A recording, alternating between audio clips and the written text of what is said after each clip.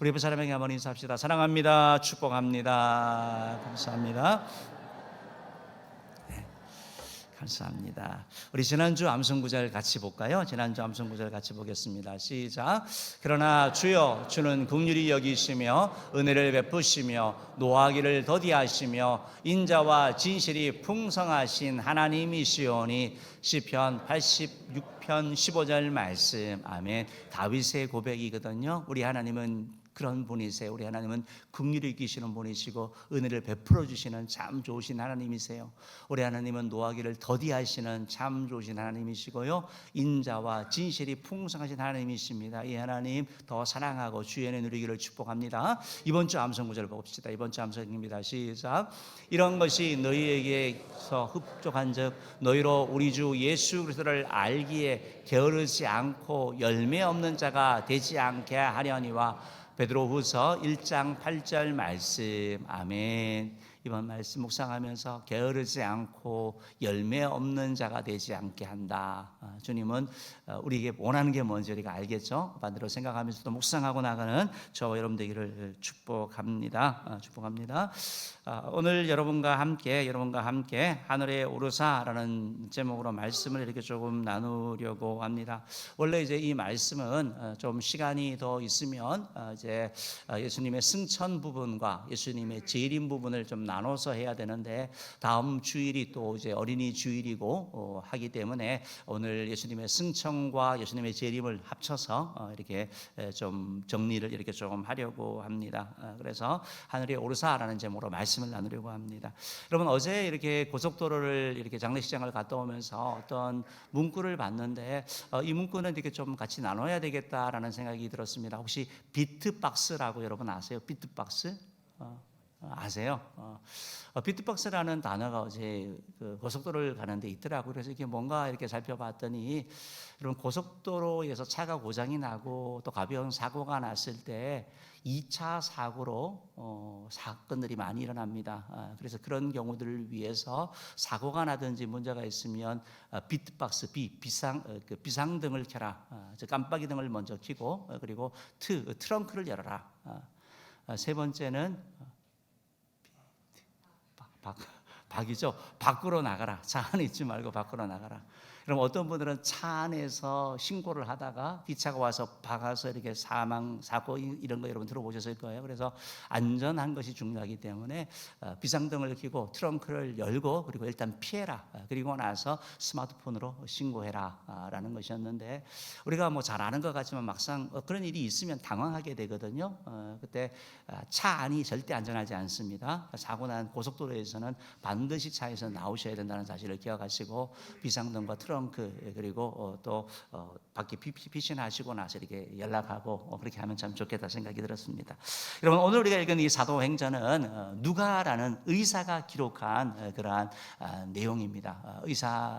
누가라는 의사가 기록이기 때문에 사도행전을 이렇게 보면 의사 특유의 그러한 의학적인 지식들, 또 섬세함, 어떻게 보면 좀 이렇게 구체적인 이런 내용들이 기록되어 있는 것을 보게 되는데요. 오늘 우리가 읽은 이 사도행전을 기록한 누가는 사도행전 전에 다른 또 성경을 하나 기록했는데, 그것이 바로 누가복음입니다. 누가복음과 사도행전을 이렇게 기록을 했는데, 이 누가복음과 사도행전을 어떤 한 사람, 데오빌로라는 사람을 위하여 기록한 것을 보게 됩니다. 데오빌로라는 것은 그 사람 이름으로 보여지는데요, 이 사람은 당시 로마에 있었던 그러한 자기 이름을 밝히기를 원하지 않았던 그런 고위직의 사람으로 그렇게 여겨집니다. 데오빌로라는 이름의 뜻이 하나님의 사랑을 받는 자라는 이런 의미를 가지게 되거든요. 그러니까 이 지금 누가가 사도행전을 통하여 데오빌로에게 바로 예수님에 대한 말씀을 하고 있는 겁니다. 우리가 읽진 않았지만 먼저 우리 1장 1절을 보면, 데오빌로여 내가 먼저 쓴 글에는 이라고 말하면서 먼저 쓴 글은 누가복음을 얘기를 하는 거죠. 그래서 당시에 자신의 신분을 밝힐 수 없었던 로마의 관직에 있었던 사람에게 바로 이 누가복음과 사도행전을 기록해서 예수님의 정기를 기록한 게 아닙니다. 목적이 있습니다. 뭐냐면 예수님이 누구신가를 알려주는 거죠. 예수님이 이 땅에 오셔서 하신 일들, 그분의 행하신 기적들, 가르침들을 다 소개하고 예수님의 십자가의 죽으심, 그리고 부활하심, 그리고 승천하심, 그 후에 이 제자들의 사역을 통해 가지고 바로 예수님이 바로 메시아이다, 예수님이 그리스도다, 예수님이 구원자다라는 사실을 전하기 원했던 것을 보게 됩니다. 그래서 누가복음이라든지 사도행전에 이렇게 보면 성령 하나님의 역사만이 아니라 예수님이 정말 위대한 성인 중에 한 사람이 아니라 바로 우리의 구원자라는 것을 알게 되고, 역시 데오빌로도 전설에 의하면 이 누가복음과 사도행전을 읽고 그가 예수 믿는 자가 되었고, 그래서 AD 96년에 도미시안 황제 때 순교를 바탕했다라고 이렇게 말씀하고 있는 걸 보게 됩니다. 그만큼 이 말씀이라는 게 얼마나 영향력이 있고 말씀이 얼마나 능력이 되는지는 모릅니다. 여러분, 말씀을 가까이 해 나갈 때 내가 생각했던 그런 가치관들, 내 경험들을 내려놓게 되고 말씀을 통하여 우리에게 찾아오시는 주님을 만나게 되는 것입니다. 그래서 오늘 여러분은 바로 이제 예수님이 승천하신 이 사건을 보게 되는데요. 예수님은 죽은 자 가운데서 부활하시고 40일 동안 이 땅 가운데 제자들과 함께 있었다고 말씀을 드렸습니다. 여러 제자들에게 나타나고 사람들에게 나타나서 바로 예수님의 부활이 바로 실제이다, 영적인 부활이 아니라 바로 육체적인 부활체로 그들 가운데 나타나시면서 우리에게 부활 신앙을 심어주신 것을 보게 됩니다. 예수님과 함께 이렇게 한 40일 가까이 시간을 보내면서 제자들은 예수님을 메시아라고 이렇게 받아들인 부류도 있었지만 일부에서는 여전히 예수님에 대하여 바로 정치적인 지도자로 생각을 하면서 예수님께서 뭔가 일을 이룰 것이다라고 기대하는 사람들이 있었습니다. 당시 이스라엘은 로마의 압제에 있었기 때문에 예수님이 죽었다가 살아나셨으니까 이제 우리나라의 온전한 회복을 할 것이야, 이런 기대를 가진 사람들이 있어서 바로 그들이 오늘 본문에 나온 가운데 이렇게 말씀하고 있습니다. 6절 말씀 한번 읽어봅시다. 6절 말씀 읽어봅니다. 시작. 그들이 모였을 때 예수께 여쭈어 이르되 주께서 이스라엘 나라를 회복하심이 이때니까 하니. 그러니까 그들이 모였을 때 예수께 이르되 주께서 이스라엘 나라를 회복하심이 이때니까라고 이렇게 묻게 되는 것을 보게 되는 거죠. 여기서 이스라엘 나라는 우리가 뭐 성경적으로 생각하는 이스라엘, 영적인 의미가 아니라 나라의 의미를 얘기를 하는 거예요. 지금 압제 가운데 있는 이 나라를, 이 로마로부터 우리를 회복해서 우리에게 완전한 독립을 줄 것입니까? 라고 묻는 것이고, 만약 예수님께서 새로운 이스라엘 나라를 회복하시면 제자들의 기대는, 그 가운데 제자들의 기대는 내가 그 가운데 한 자리 차지할 거야 라고 생각을 한 거죠. 예수님께서 이런 제자들의 얘기를 듣고 예수님께서는 여기에 답하지 아니하시고 이렇게 말씀합니다. 7절 8절 말씀 읽어봅시다. 시작. 이르시되 때와 시기는 아버지께서 자기의 권한에 두셨으니 너희가 알 바 아니요 오직 성령이 너희에게 임하시며 너희가 권능을 받고 예루살렘과 온 유대와 사마리아와 땅끝까지 이르러 내 증인이 되리라 하시니라. 아멘. 때가 기한은 너희가 알 바가 아니고 성령이 임하시면 너희가 권능 받고 그리고 내 증인이 될 것이다, 이 말씀하시면서 너희들이 관심 가져야 될 것은 이스라엘 나라의 회복이 아니라 하나님 나라의 회복이라는 거예요. 육적인 나라가 아니라 영적인 하나님의 나라를 말씀하고 있는 것이고, 더 나아가서 성령의 관심을 가지라고 말하고 있습니다. 성령 하나님을 사모하고 성령께 나아가면 너희가 권능을 받게 되고 그리고 증인될 것에 대한 말씀을 하면서 바로 예수님께서는 때와 기한을 알려고 하지 말고 성령을 받아 주의 증인되는 일에 힘쓰라라고 말씀하시는 것을 보게 됩니다. 예수께서는 이 말씀하신 이후에 이제 제자들이 보는 가운데서, 여러 사람들이 보는 가운데서 하늘로 올라가셨습니다. 이 하늘로 올라가신 것을 신학적인 용어로 승천이라고 표현합니다. 예수 그리스도의 승천이라고 얘기를 하고 있습니다. 사도행전 1장 9절 10절 말씀 한번 읽어봅시다. 9절 10절 읽어봅니다. 시작. 이 말씀을 마치시고 그들이 보는데 올려져 가시니 구름이 그를 가려 보이지 않게 하더라. 올라가실 때 제자들이 자세히 하늘을 쳐다보고 있는데 흰옷 입은 두 사람이 그들 곁에 서서. 그러니까 예수님께서 이제 하늘로 지금 올라가시는 그 모습을 보게 되는 거죠. 예수님께서 승천하셨어요.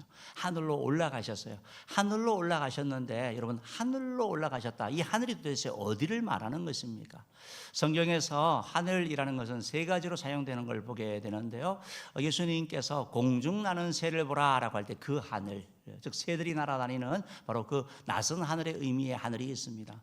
또 하나 하늘은 바로 시편 8편에 나오는 주의 지으신 달과 별들을 내가 보니, 하늘에 해와 달과 별이 있는 훨씬 더 높은 곳에 있는 하늘, 우리가 바라보는 그 하늘을 얘기를 하죠. 그리고 여기서의 그 하늘은 바로 그런 의미, 우리가 아는 스카이의 하늘이 아니라 하나님이 계신 곳, 영광스러운 곳, 바로 축복의 장소, 바로 예수님께서 이 땅에 오시기 전에 바로 계셨던 그곳을 말씀하고 있는 것입니다. 그래서 바로 예수님께서는 바로 하나님이 계시는 그곳으로 올라가셨다라고 말씀하고 있는 것입니다. 오늘 성경을 이렇게 보면 예수님의 이 승천을 그냥 올라가셨다라고 끝나지 아니하고 마치 현장을 중계하듯이 제자들과 대화를 주고받고 그다음에 나타난 이런 일들, 그런 모습들, 이것을 자세히 설명하고 있습니다. 왜 그러냐면 예수님의 죽음과 예수님의 부활도 마찬가지고, 그리고 예수님의 승천도 바로 역사적인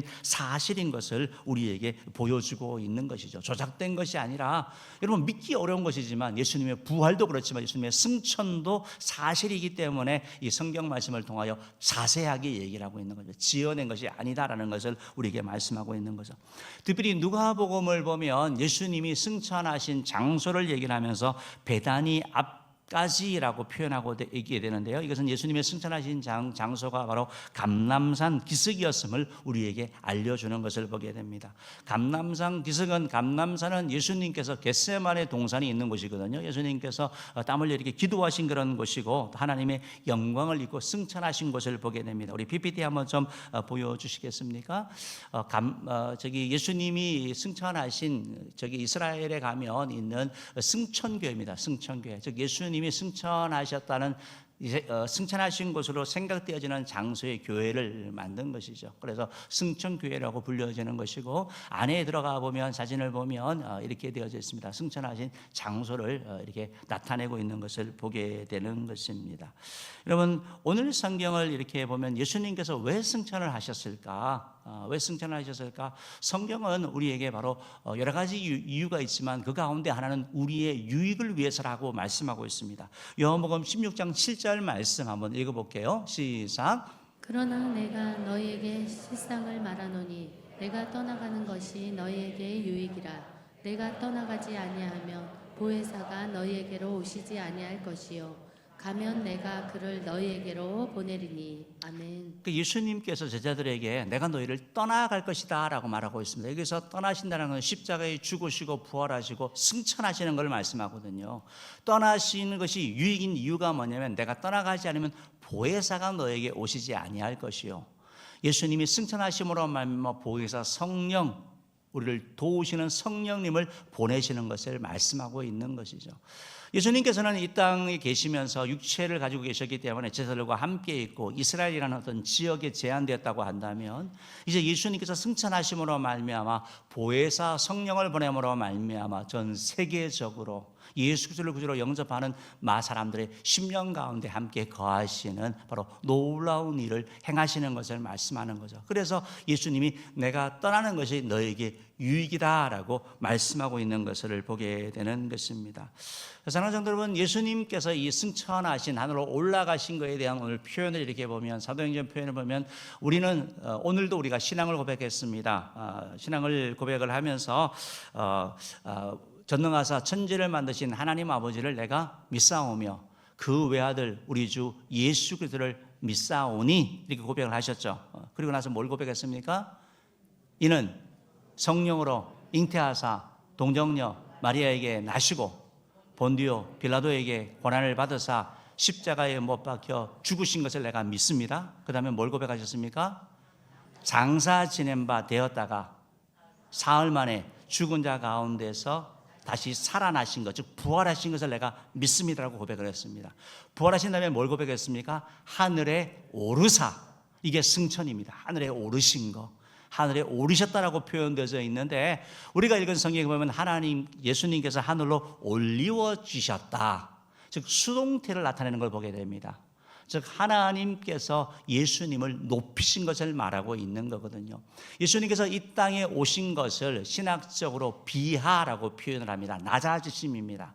하늘 보좌를 버리고 인간의 몸을 입고 이 땅에 오셨습니다. 그리고 이 땅에 낮고 낮은 말구 위에 태어나시고 인간의 형체를 가지셨고 이 땅에 거하시면서 왕처럼 아니면 뭐 제왕처럼 뭘 누리신 것이 아니고 정말 가난하고 어떻게 보면 고통 가운데 사셨고 사람들의 조롱과 멸시를 받았고 침뱉음을 받았고 채찍에 맞았고 십자가에 못 박혀 죽기까지 하신 것처럼 낮아지신 것이죠.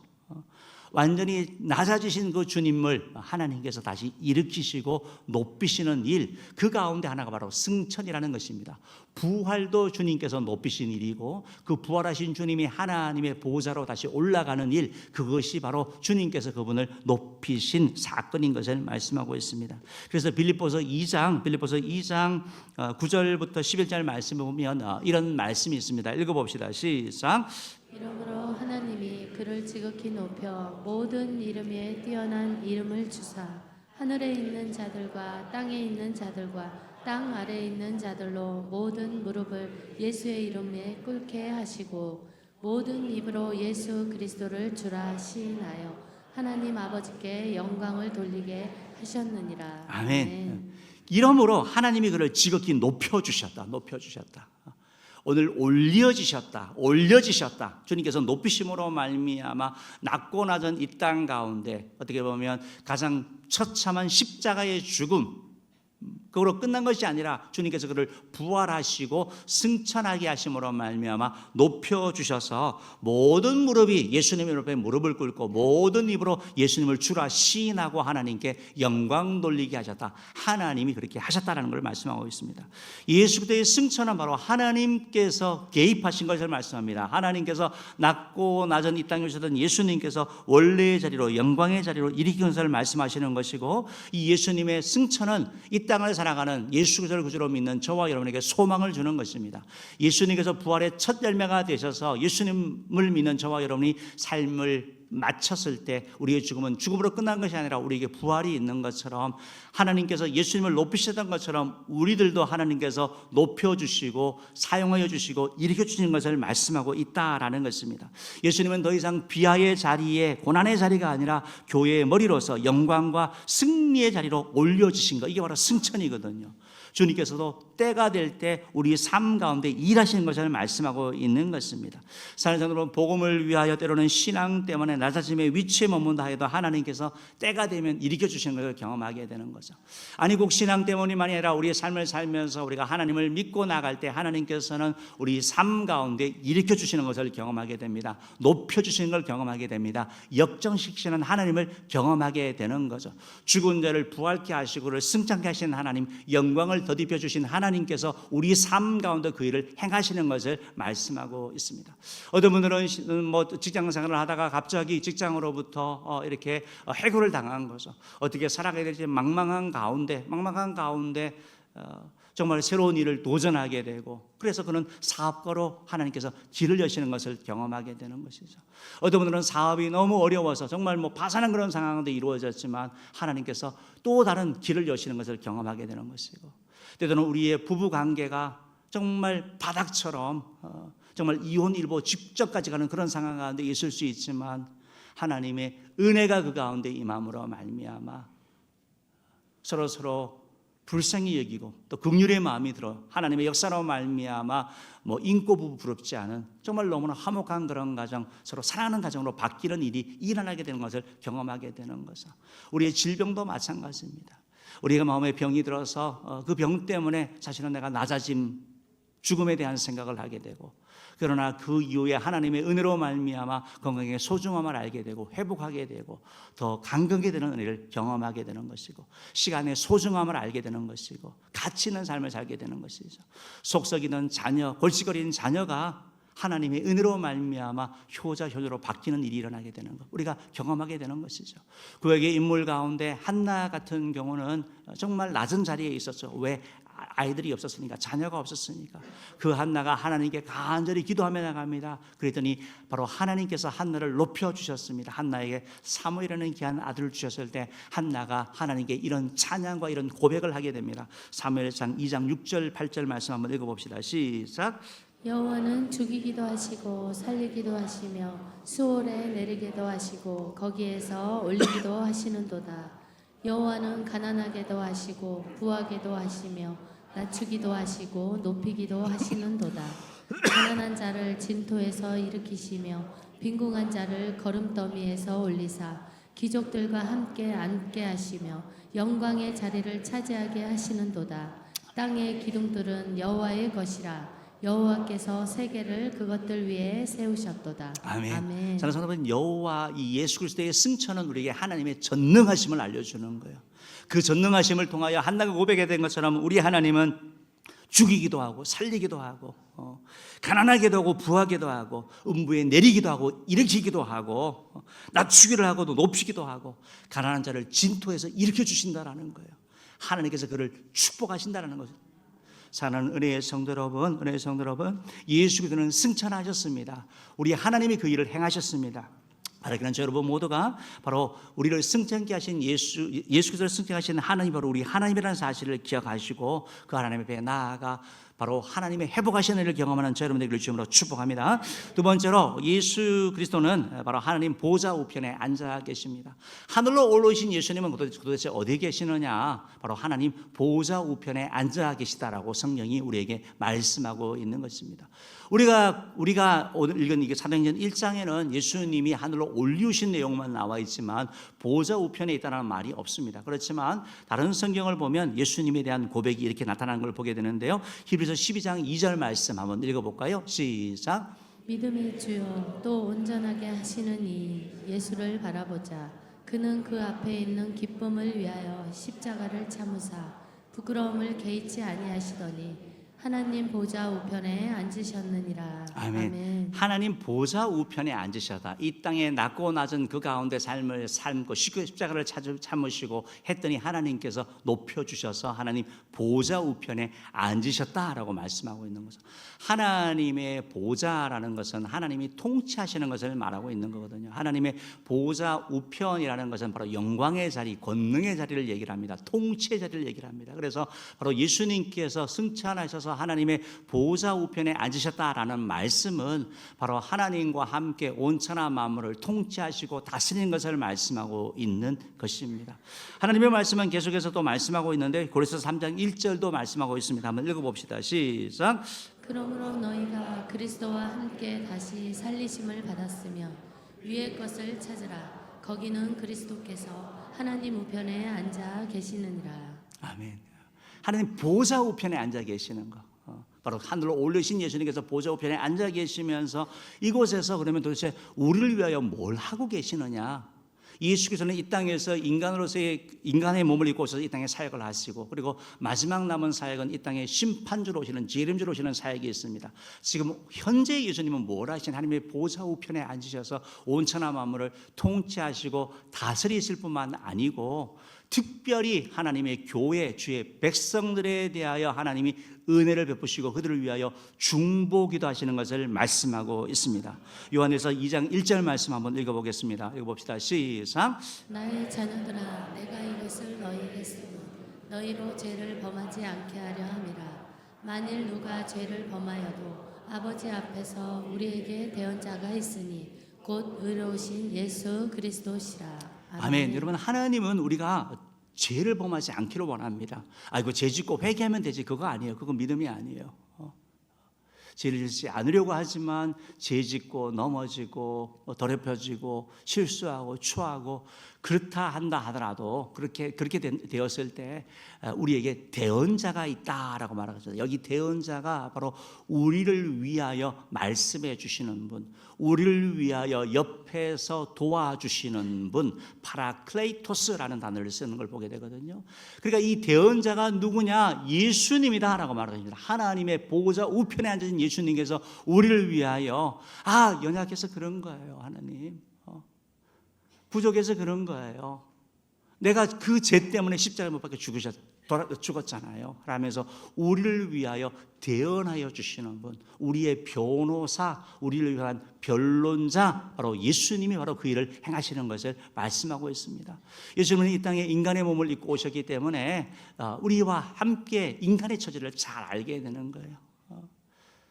여러분, 정말 과부 사정은 과부가 안다, 뭐 이런 말이 있잖아요. 그것처럼 인간이 돼 봤기 때문에 가난한 사람들, 배고픈 사람들, 억울한 사람들, 여러분, 예수님은 배신도 당했잖아요. 배신의 아픔이 얼마나 큽니까? 다 경험하셨어요. 배고픔, 가난함, 두들겨 맞음, 조롱당함 다 하셨기 때문에 예수님은 그런 인간의 연약함들, 인간의 부족함을 아시고 그를 위하여 그를 대언해 주시는 것이죠. 만약에 대언자가 계시지 않는다면, 우리가 행한 죄, 심은대로 거둔다고 한다면 우리가 행한 행위나 우리의 말한 삶을 통하여 우리에게로 바로 하나님의 진노가 바로 와야 되는 거예요. 그러나 우리를 위하여 대언해 주시는, 중보해 주시는 예수님으로 말미암아 하나님의 진노가 우리 가운데 임하지 않는 것을 말씀하고 있는 것이죠. 요한복음 로마서 8장 34절 말씀도 한번 읽어보겠습니다. 시작. 누가 정죄하리요 죽으실 뿐 아니라 다시 살아나신 이는 그리스도 예수시니 그는 하나님 우편에 계신 자요 우리를 위하여 간구하시는 자시니라. 아멘. 예수님이 누구시라고요? 우리를 위하여 죽으셨고 다시 살아나신 예수님이다. 그분이 누구냐? 하나님 우편에 계시고 우리를 위하여 간구하시는 분. 여러분, 누군가 널 위해 기도하네. 누군가 널 위해 기도하네. 여러분을 위하여 기도하는 분이 계시는 거예요. 힘내라고, 괜찮다고, 다시 도전하자고, 다시 나아가자고 우리를 위하여 기도하시는 분이 계시는 거예요. 그분이 바로 예수님이라고 말씀하고 있습니다. 그러니까 누가 우리를 정죄할 수 없어요. 왜? 우리를 위해 기도하시는 분이고 대신 십자가에 죽으신 그 주님이 계시기 때문에, 우리를 사랑하시는 주님으로 말미암아 우리는 위로를 받고 힘을 얻게 된다라는 것입니다. 사랑하는 성도 여러분, 사단은 계속해서 우리를 정죄합니다. 너 뭐 그래가지고 네가 무슨 집사고, 네가 무슨 신앙인이고, 네가 무슨 교회를 다니는 그런 존재냐, 우리를 정죄하고 우리를 넘어뜨리려고 하지만, 그러나 우리를 위하여 간구하시는 주님, 우리의 중보자 되신 주님이 계시다는 사실을 통하여 넘어지고 또 쓰러졌을 때 자꾸 십자 앞에 나가는 자 되기를 주님으로 축복합니다. 주님은 지금도 우리를 위해 기도하시겠죠. 하나 되게 하옵소서, 사랑하게 하옵소서, 이들에게 힘을 주옵소서, 일어나라고 하시는 주의 그 간절한 기도를 듣고 다시 한번 힘을 내는 저 여러분 되기를 주님으로 축복합니다. 마지막 세 번째로, 예수님은 승천하시고 하나님 보좌 우편에 앉아 계시고 예수님은 산자와 죽은 자를 심판하러 재림하시는 것을 말씀하고 있습니다. 우리가 오늘도 사도신경을 고백했습니다. 저리로서 산자와 죽은 자를 심판하러 오시리라 라고 고백을 했습니다. 저리로서가 어디입니까? 이제 아시겠죠? 하나님의 보좌 우편, 하늘로부터 내려오시는 걸 말씀하고 있습니다.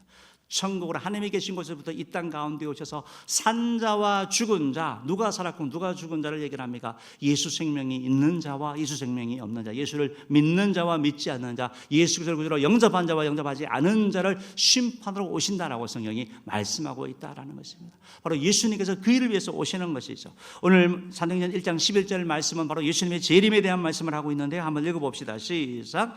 이르되 갈릴리 사람들아 어찌하여 서서 하늘을 쳐다보느냐?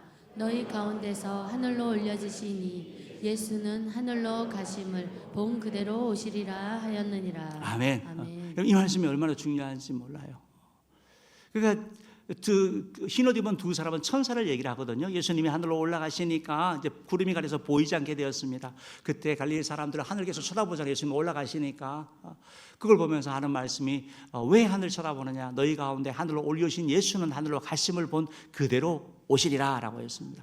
이 말씀이 없다면 여러분 무슨 문제가 생기냐면, 우리나라만도 자칭 재림 예수가 너무 많아요. 자기가 그리스도래요. 자기가 재림한 그리스도래요. 어떻게 봤냐? 살짝 왔대요. 살짝. 근데 성경이 뭐라고 말씀하고 있어요? 본대로, 하늘에 가신 본대로 찌른 자도 볼 것이고 다 사람이 알게 예수님의 재림은 오는 거예요. 왜? 예수님은 심판자로 오시기 때문에. 그러니까 이 말씀이 얼마나 중요한지 모른다는 것입니다. 그럼 예수님이 언제 오시느냐 우리가 늘 궁금해 하잖아요. 성경은 예수님의 오시는 시기에 대한 말씀을 하지 않습니다. 몇일 며칠 몇 시 몇 분에 오신다고 말씀하지 않고 예수님이 오시는 것은 징조를 우리에게 말씀하고 있습니다. 마태복음이나 마가복음을 보면 예수님이 오시는 징조에 대하여 이런 말씀하고 있습니다. 사람의 미혹이 있을 것이다. 여러 사이비 이단들이 막 계속 듣는 거예요. 오늘날도 많은 이단들이 들 거죠. 사이비 이단들이 오히려 정통보다 더 열심히 하고 더 진짜처럼 보이는 거예요.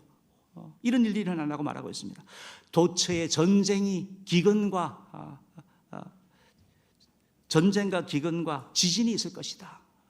여러분 지금 전쟁이 말이 아니죠. 기근, 지진 이런 일들이 일어난다.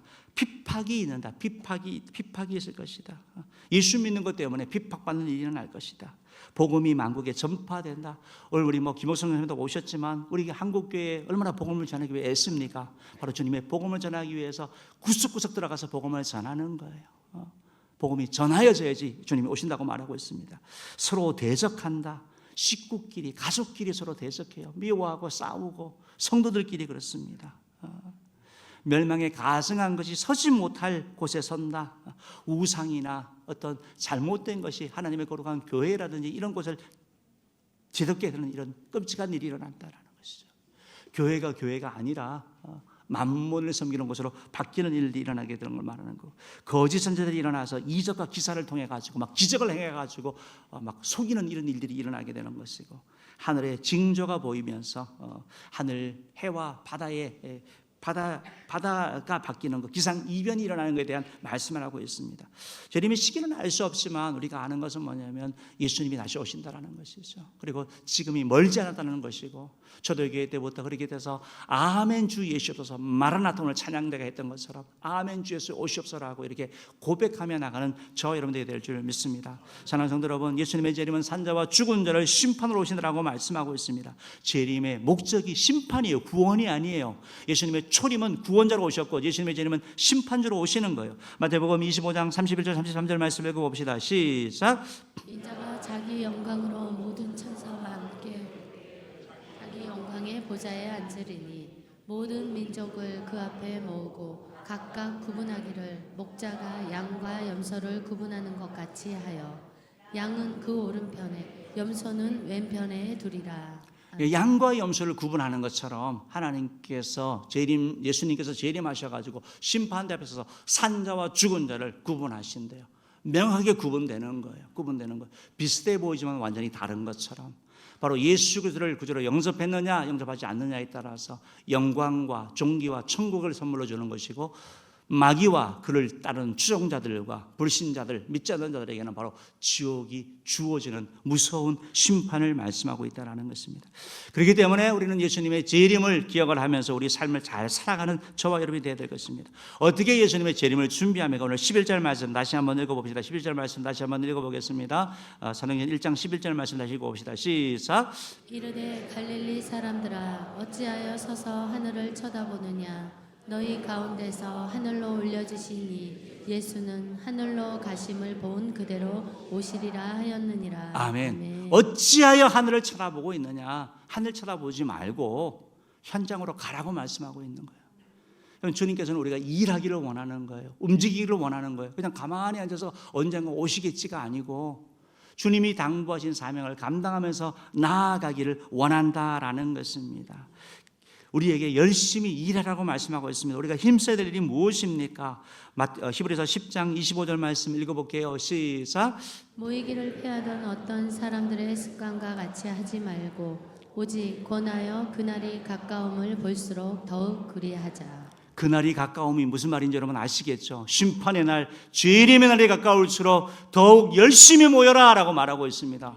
왜? 사람들은 날이 갈수록 점점 안 모이게 되고 게을러지게 되는 거, 이게 말세의 징조 중에 하나라고 말씀하고 있는 거예요. 우리가 코로나를 겪으면서 우리 한국교회가 참 잘해왔는데 이것이 우리에게 준 안 좋은 영향력이 바로 이런 거예요. 그래서 가급적이면 적게 모이려고 하고 덜 모이려고 하고, 그러면서 원하는 건 뭐냐면 믿음의 성장을 원합니다라는 거예요.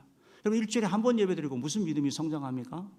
아이들이 1시간 공부하고 좋은 성적을 받겠습니다. 그럼 여러분 뭐라 그럴 거예요? 혼낼 거잖아요. 우리 삶도 마찬가지죠. 최선을 다해서 내가 예배드리려고 그러고 주님 앞에 가려고 할 때 믿음이 성장하는 것이지, 뭐 도둑놈 심보도 아니고, 우리가 마지막 때가 될수록 더 열심히 품고 모이기를 힘쓰는 자에게 주님으로 축복합니다. 자, 요한일서 3장 3절 말씀 읽어봅시다. 시작. 주를 향하여 이 소망을 가진 자마다 그의 깨끗하심과 같이 자기를 깨끗하게 하느니라. 아멘. 말세가 될수록 여러분 다 비슷해지는 것 같아요. 교회 다니는 사람이나 다니지 않는 사람이나. 여러분 거룩이라는 단어는 교회에서만 쓰는 단어입니다. 거룩이 뭡니까? 구별됨이잖아요. 그러니까 요즘 보니까 뭐 다 하니까, 뭐 옆집 사람도 하고 앞집 사람도 하니까 우리도 하고, 그러니까 예수 믿는 사람은 믿지 않는 사람은 구분이 안 되고, 뭐 김집사님도 하고 박집사님도 하니까 나도 해야지. 죄 짓는 거 얘기하고 있는 거예요. 선을 행하는 거 말하는 거 아니에요. 옆에 교회 보니까 장로님도 그렇게 하던데, 장로님도 한 잔도 하시고 뭐 하시던데 나도 해야지. 아니 어떤 교회는 목사님들도 하던데, 다 비슷해지는 거예요. 그러나 여러분 마지막 때가 되면 예수님께서 내가 올 때 믿는 자를 보겠느냐라고 말씀하셨던 것처럼 정결한 그리스도의 신부가 되기를 주님으로 축복합니다. 정말 구별된 삶을 살아가기를 주님으로 축복합니다. 마지막으로 사도행전 1장 8절 말씀입니다. 시작. 오직 성령이 너희에게 임하시면 너희가 권능을 받고 예루살렘과 온 유대와 사마리아와 땅끝까지 이르러 내 증인이 되리라 하시니라. 네. 아멘. 우리가 증인되는 일을 위해서 우리가 애써야 되는 거예요. 주님이 가장 기뻐하는 일, 내가 좋아하는 일이 아니라 주님이 가장 기뻐하는 일. 여러분 성도들이 제일 듣기 싫어하는 설교가 두 가지가 있대요. 하나는 헌금하라는 설교, 하나는 전도하라는 설교래요. 근데 우리 교회는 자주 하죠. 그래서 너무 자주 한대요. 너무 자주 한대요. 그런데 여러분 잘 생각해 보십시오. 근데 주님이 원하시는 게 뭐예요? 주님이 원하시는 게 내가 기쁜 게 아니라 주님이 원하시는 걸 하는 것이 참된 교회인 거죠. 하나님의 아버지의 마음을 헤아려서 우리가 발맞춰 가려고 애쓰는 거. 그래서 오늘도 주님께서 우리에게 증인이라고 말씀하시고 있는데, 사실 우리는 모두는 여러분들이 전도를 하든 안 하든 다 증인으로 살아가고 있어요. 여러분 주변 사람이 여러분 다 기독교인 거 다 알아요. 은혜교회 다니는 거 다 아세요. 그러면 뭐예요? 그게 증인이에요. 증인. 우리의 삶을 통해서 저 사람 은혜교회 다니는데 저렇게 그래 밝고 좋아졌구나. 간접적으로 전도되는 것이죠. 나도 저 사람처럼 교회에 가고 싶다. 그런 마음이 드는 거 아니겠습니까? 더 나아가서 우리가 대신자를 정하고 기도하고 권면할 때 하나님께서 일하시는 것이고, 오늘 8절 말씀 보면 성령이 임하셔야지 이게 힘들지 않는 거예요. 성령이 임하실 때 권능을 받게 되는 것이고, 유혹을 이기게 되는 것이고, 핍박을 이기게 되는 것이고, 문제를 문제처럼 여기지 않게 되는 거예요. 사도 바울이 어떻게 계속 복음 전하면서 핍박과 어려움 가운데 계속 나갈수록 성령 충만함으로 감당할 수 있다는 것이에요. 사랑하는 성도 여러분, 혹시 여러분 마음 가운데 주의를 해야 되기는 알겠는데, 전도도 하고 봉사도 해야 되는데 부담만 있고 기쁨도 없고 맨날 왜 이렇게 주일이 자주 오냐 이런 마음이 든다면, 여러분이 필요한 것은 바로 성령의 충만함인 줄 믿습니다. 성령 하나님 나에게 임하셔서 권능을 주시옵소서. 내 마음에 기쁨을 주시고 평안을 주시고, 교회 가는 일이 즐겁고 기쁘고 봉사하는 일이 즐겁고, 예수께서 증거하는 일을 위하여 기도하는 데 쓰임받는 것이 감사하고, 이렇게 나아감으로 말미암아 주경도리는 여러분 되기를 주님으로 축복합니다. 말씀을 정리하겠습니다. 예수님은 승천하셨습니다. 예수님을 높이시는 그 하나님께서 저와 여러분을 언젠가 우리 삶 가운데 때가 되면 높이실 줄 믿습니다. 예수님은 하나님의 보호자 우편에 앉아서 온 사람 만물을 통치하시고, 특별히 교회를 위하여 저와 여러분을 위하여 간절히 중보기도 하고 계십니다. 여러분 혼자라고 느끼지 마십시오. 주님이 계십니다. 주님이 여러분을 응원하고 계시고, 여러분을 위해 기도하고 계시고, 여러분을 죄악된 수렁에서 건져주시려고 합니다. 그 주님 앞에 나아가기를 축복합니다. 예수님은 산자와 죽은 자를 심판하러 재림하실 것입니다. 그렇기 때문에 우리는 살아있는 자로서, 주님의 재림을 준비하는 자로서 모이기에 힘쓰고, 또 거룩한 삶, 죄짓지 않는 삶을 살고 주의 복음의 증인으로 나아가는 자기를 주님으로 축복합니다. 기도하겠습니다.